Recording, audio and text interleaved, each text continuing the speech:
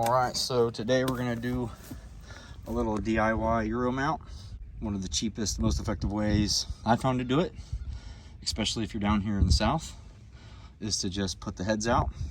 You prop them up so that they're, you know, not laying in the ground or anything like that. I got these bricks here to prop the heads up. I got my 5-pointer, my public land 5-pointer, and I got my 7-pointer that we got off of our leased property. Would have been an 8, but he broke his main beam fighting. I'm gonna take this big Coleman cooler that I got. I'm gonna set it on top of them and put some bricks on top of them. That way nothing pushes the cooler over, they don't get exposed, kind of trap the smell in there. And then we'll let them sit and come back and check them out in here in about 2 to 3 weeks or a month.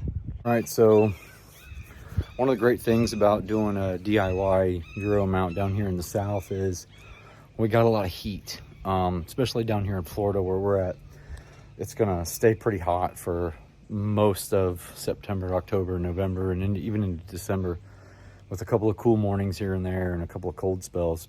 So I try to find an area with a lot of bugs, ant hills, stuff like that, beetles, anything that you can just has a ton of bugs. And in this case, I'm using the garden, which is out of commission for the wintertime.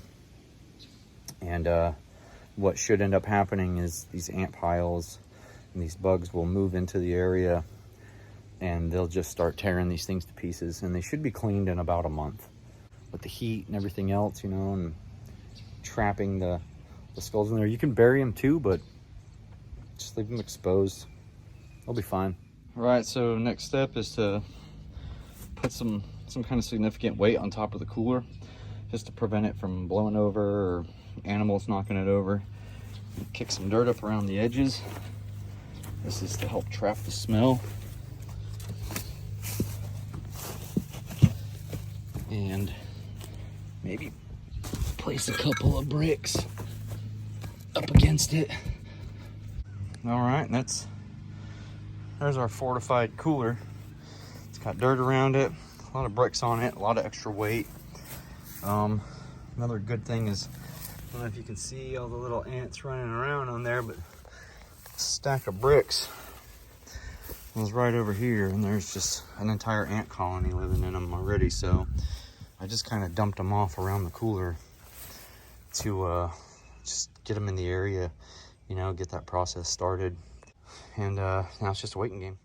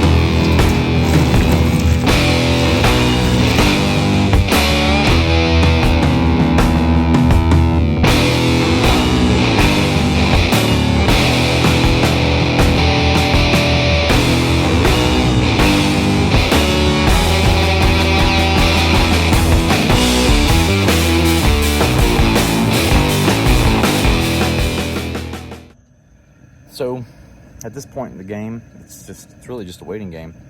Once I get the water to a boil, I'm gonna set the timer on my phone, and I'm gonna put each mount submerged in the water up to the base of the antlers for about 30 minutes. 30 minutes of boiling water with the Dawn dish soap will break away any other loose skin or sinew or meat or material that's still left in the skull. It'll also sanitize it, and then after that, we'll soak it in 60% hydrogen peroxide, and we'll just kind of clean up the antlers a little bit, just brush them and make sure there's no residual mold or anything like that on them. They'll be ready to go. That's pretty much it. One of the things I learned over the years doing DIY Euro mounts was the prep time, the cost, and the energy that you put into it.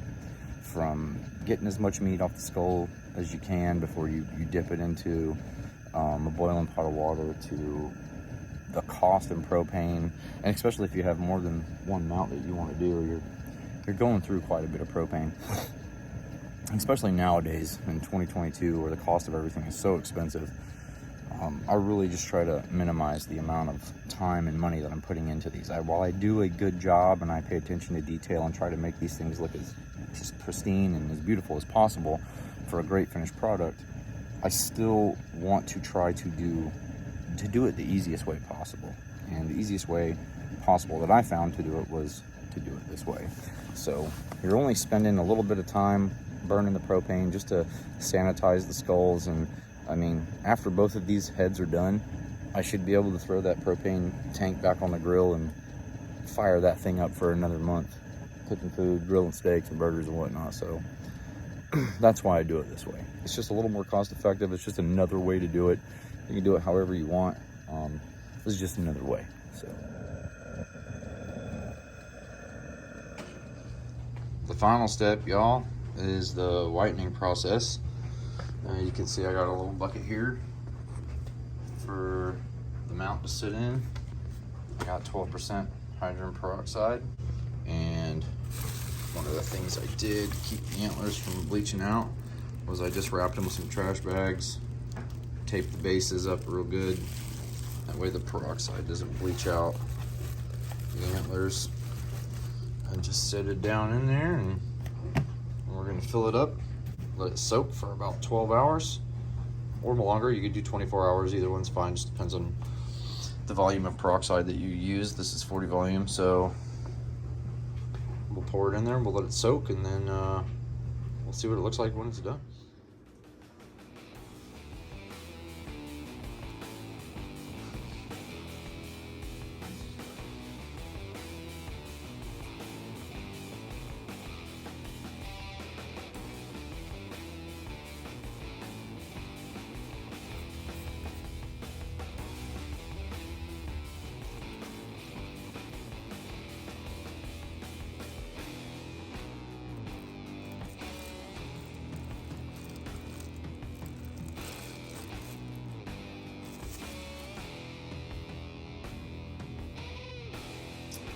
All right, you guys, so that's pretty much it in a nutshell. This is the final product. My two mounts. This one, the 7-pointer, is still very, very dry. I'm sorry. Jesus, it's not dry. It's wet. It's still very, very wet. That's why you can still see it's a little bit dark. I pulled the tape and the bags off the antlers. That part right there is still got some grease and some stuff on it, so I just applied a little more peroxide. By the time it's dried up, it should be very white. The Public Land 5-pointer came out really good. It's still a little wet. I applied some more peroxide on it just to get some of the darkening off and whiten it up a little bit more, but once these are dry, they should be super, super white. That's just one way that you can do it. That's the way that I do it. I find it to be super cheap, super easy to do. It's minimal work on your part. Letting them decompose naturally for about a month, it gives you time to focus on hunting, planning your next trip, doing what you got to do, getting all your stuff in your gear in order. You come back about a month later, especially down here in the southern heat, and they should be fully decomposed. Blast them with a hose, all the grime, all the meat, all the residual goo comes off of it. Boil them for about 30 minutes once they're cleaned out and all the brain matter is gone.